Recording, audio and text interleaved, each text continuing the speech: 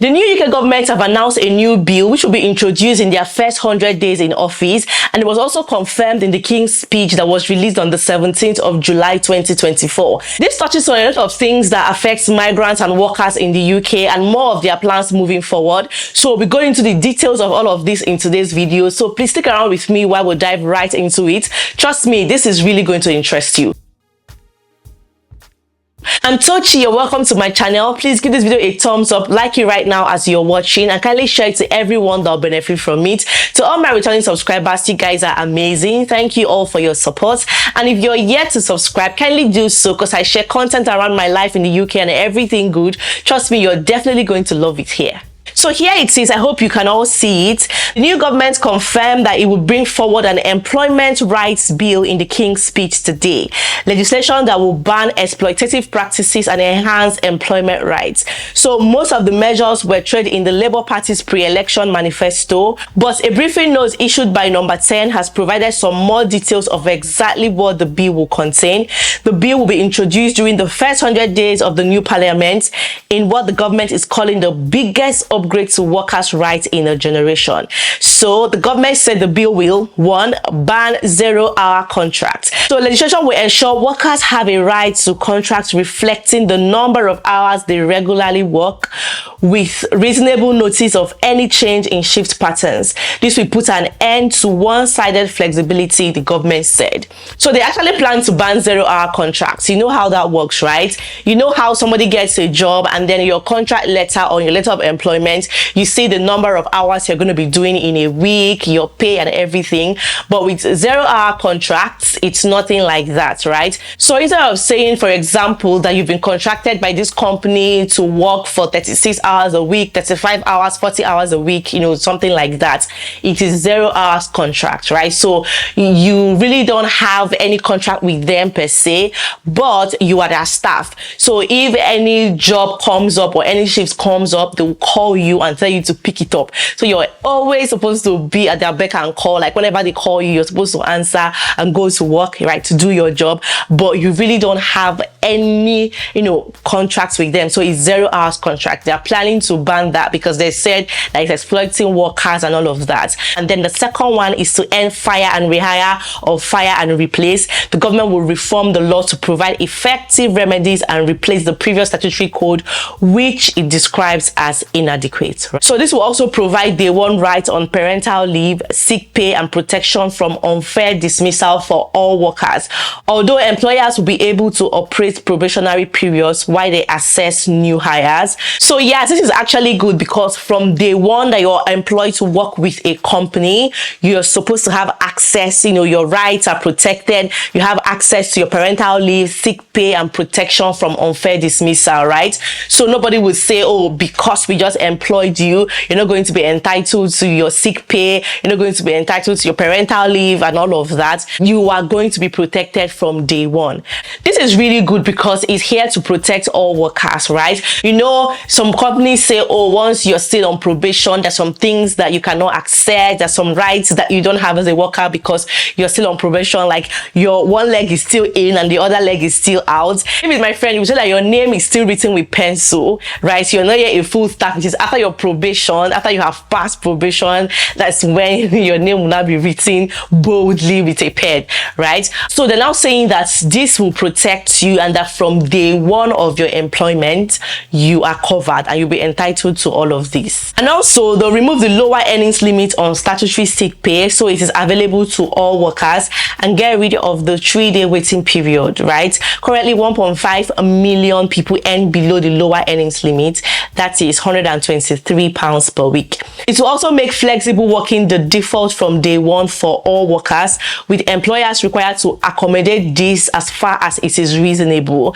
This is really good. Like, this is nice because, you know, lack of flexibility at work made a lot of people to miss out on opportunities like this, because especially with childcare, you know, people with children, they miss out for opportunities like this, you know, jobs they're qualified for and all of that. And people also have reasons, like reasonable reasons why they need flexible shift patterns, you know, flexible jobs and all of that. You know, they're told that they're going to accommodate it the more, and so long as, you know, your excuse or explanation is reasonable, you're going to have flexible working.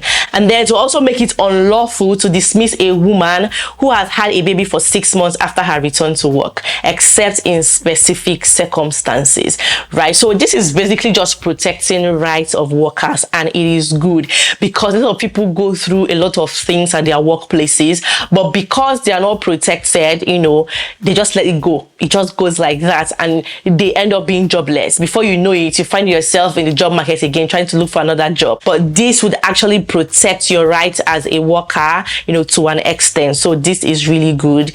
And then they will set up a fair pay agreement in the adult social care sector. If this works, it will assess whether such agreements could work in other sectors. You know, they'll establish a new single enforcement body, the Fair Work Agency, to monitor the enforcement of workplace rights. And then they'll reinstate the school support staff negotiating body to establish national terms and conditions, career progression and pay rates for teachers and other school staff. Also, it will remove unnecessary restrictions on trade union activities. This is good. Like, I'm actually clapping for this one because, you know, the restrictions on trade unions sometimes makes it hard for them to do some things for their union members. But removing this restriction will be really good, and they will go all out. So if you're yet to join a trade union, it's time for you to do so. Okay, that reminds me, I'm going to make that video on trade unions you can join in the UK. So please watch out for it. It's going to come very soon because this is great. Like, this is good. Your trade union is fully going to now protect you as a worker since they plan to remove their unnecessary restrictions. So yeah, they'll remove unnecessary restrictions on trade union activity, including the Strikes Minimum Service Levels Act, to ensure industrial relations are based around good faith negotiation and bargaining. And it will simplify the process of statutory recognition to ensure workers have a reasonable right to access a union in their workplace. Even though some people are not taking it well, there's still lots of negative reactions around that, right? You know, some of these comments are saying that it's not so fair on employers, that some of these laws are a bit too harsh on employers, and that employers are already starting to rethink recruitment. Obviously, they're going to recruit people, except they don't want their jobs to be done. But if you have a company, you run a company, and you want the work to be done, you have to employ people to do the job, right? But yeah, they're just saying that employers are already starting to rethink recruitment processes and their use of probationary periods in light of this. In certain sectors, including hospitality and healthcare, the proposed conflation of employee and worker status is another proposal giving plenty of food for thought. And so many comments like that, but most of them are saying that it's actually quite harsh on employers, that is giving the workers so much right to the detriment of the employers. And then there's also the Skills England Bill. A separate Skills England Bill will simplify and improve the skills system in England and Wales and break down barriers to opportunity, the government said. This will transfer the work of the Institute for Apprenticeships and Technical Education to a new body, Skills England. So Skills England will work with industry, the Migration Advisory Committee, unions, and a new Industrial Strategy Council to build a single picture of national and local skills needs. The apprenticeship levy will become the growth and skills levy. The Skills England will identify the training for which the levy can be used. And then there's also Equality, Race and Disability Bill.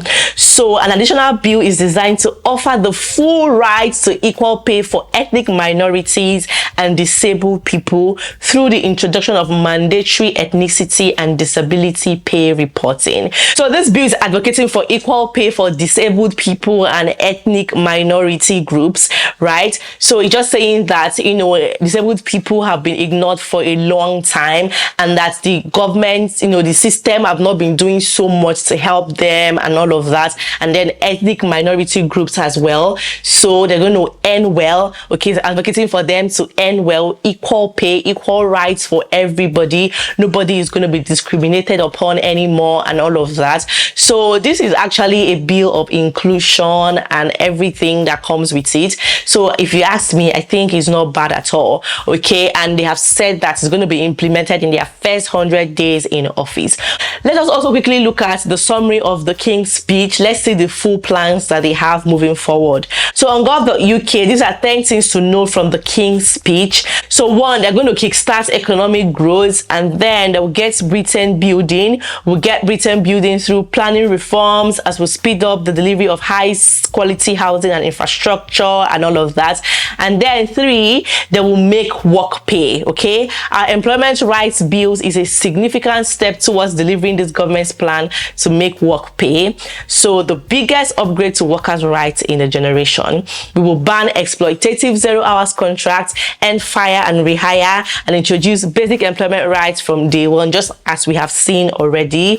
And through our changes to the Low Pay Commission, we'll make sure that the minimum wage is a genuine living wage. And then number 4, they will hand back power to communities, okay? The new legislation will help to create wealth in every community and hand power back to local leaders. So number 5, they'll provide a better transport.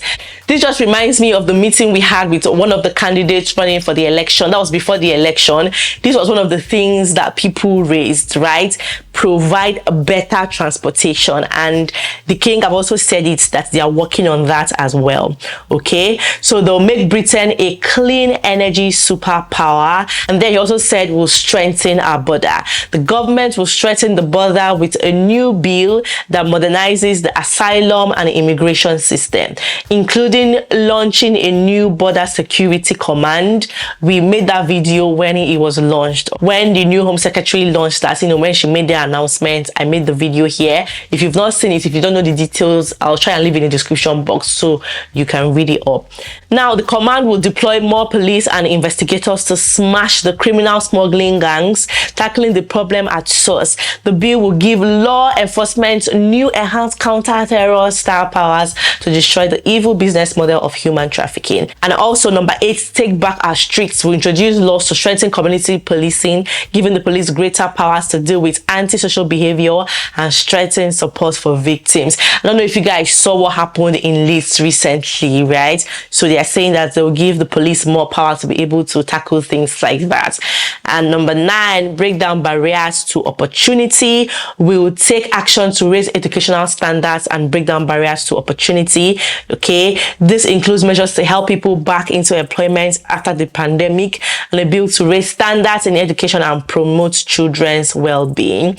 We'll end tax breaks for private schools, funding 6,500 new teachers, and set up Skills England to make sure we have the highly trained workforce that England needs. We should expect more of these details moving forward from all of this. So fingers crossed, whatever happens, trust me, I'll let you guys know, okay? So yeah, that is that. And finally, improve the NHS. Very, very important. Our government will take steps to improve the National Health Service for everyone, including reducing waiting times and focusing on prevention. So yeah, this is it. And I think this is a good one. Fingers crossed, whatever happens, whatever comes up, you guys, I'm definitely going to let you all know, okay? Just thought to update you guys so you will know what is happening, okay? And to just know that you now have more rights as a worker in the UK, even as a migrant. So thank you everyone for watching today's video. I'll see you in my next one. Bye bye.